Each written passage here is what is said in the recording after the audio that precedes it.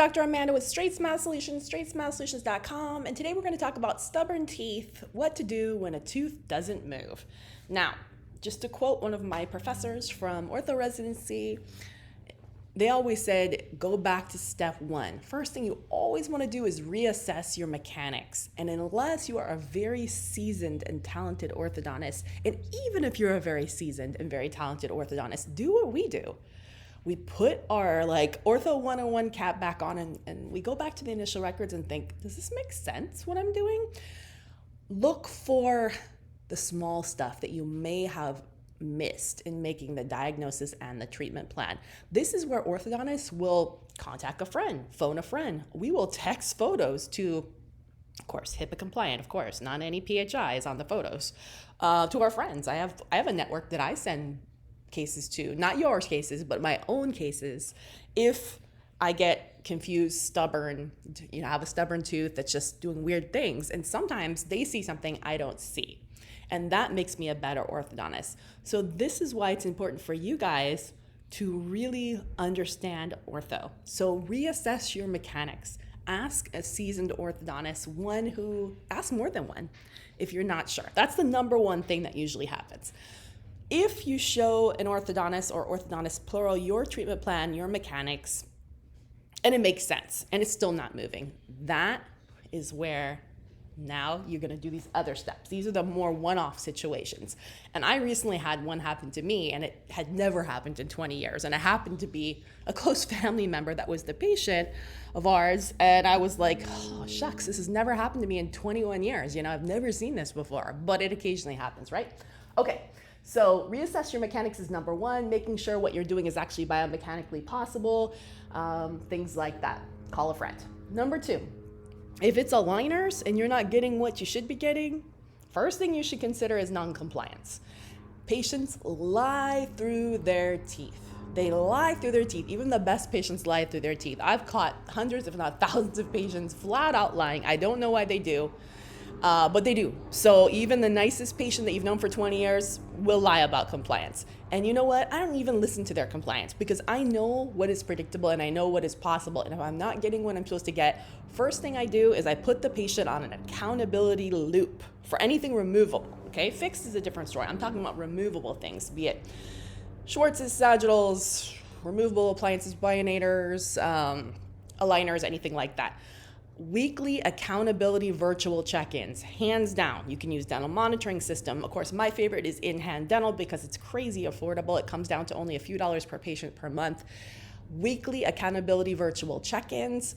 You give them go, no go to go ahead and proceed. If they are checking in weekly, things are fitting, things are tracking, then all of a sudden things are going off track, guess what? It's probably a compliance thing. That gets the patient to wear these suckers 23 hours a day. If you have a removable appliance, it's not gonna work if they're only wearing it 18, 20 hours a day. It's like wearing it 0 hours a day. It has to be worn 22 to bare minimum.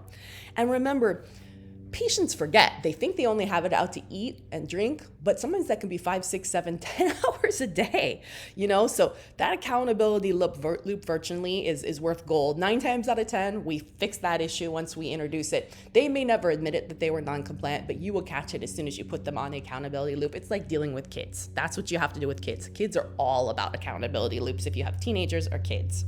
Okay, next, now we're getting to the more weird one-off things. One that happened to me recently was Boney Defects. Listen, that's something that now with a CBCT, you can catch things. I am not incredibly trained on this. This is where you outsource to either your dental radiologist to do a report, or sometimes if you have a really good oral surgeon, they can catch things too.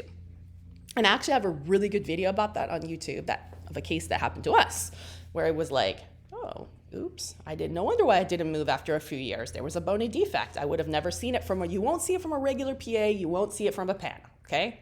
So if weird things are happening that are unpredictable, you 100% did the accountability loop, you 100% double checked your biomechanics, it's possibly a Boney defect. What can you do? Nothing. Sorry, not gonna happen. Sometimes you have to say, not gonna happen. Extract the tooth, get an implant later. Sorry, that's just how it is. And these are covered in your informed consent, lightly, but they are covered. So anytime Make sure, of course, you're having your informed consents, one for aligners, one for braces, 2 different informed consents.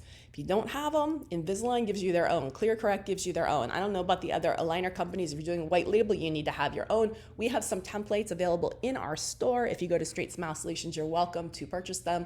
If you are one of our concierge or VIP clients, we give you all the paperwork for free. Just let us know what you want. Remember, I'm not an attorney, and each state is different.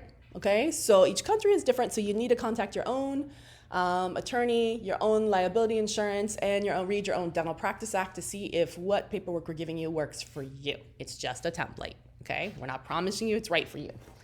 Next, another option could be ankylosed. Happens, things are ankylosed. That you can kind of see from a PA. You can follow the lamina dura.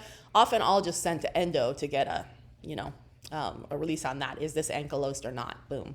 Let them do it.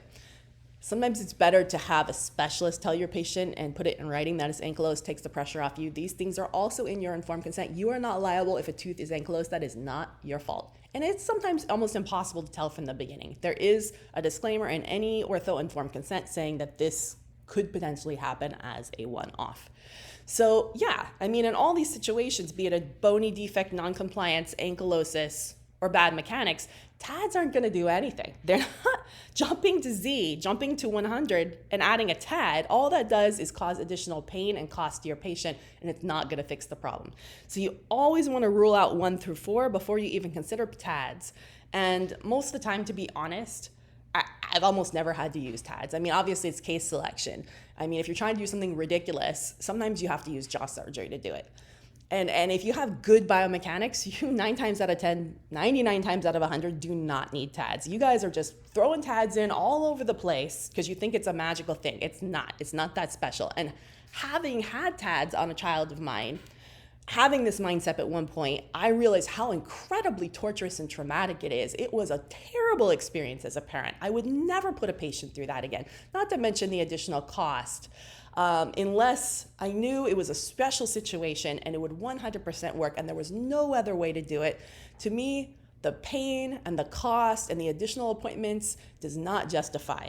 But you know what? There's a lot of money that's made in TADS from these implant manufacturers, so for that reason, a lot of people are doing them. There are some orthodontists that are magical with TADS and they'll place them themselves and they'll take them out themselves.